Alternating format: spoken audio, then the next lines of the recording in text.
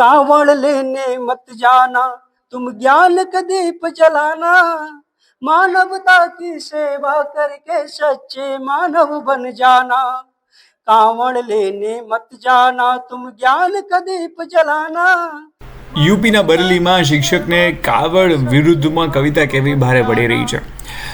શિક્ષકનું નામ છે રજનીશ ગંગવાર, જેમણે એક કવિતા બધા સામે બોલી અને એમાં એમણે કહ્યું હતું કે કાવડ લેવા ન જતા અને જ્ઞાનનો દીપ ચલાવજો. આવી કવિતા વિદ્યાર્થીઓને કાવડ લેવા જવાની ન પાડી અને એટલા માટે થઈને એમની સામે હવે કાર્યવાહી થઈ રહી છે.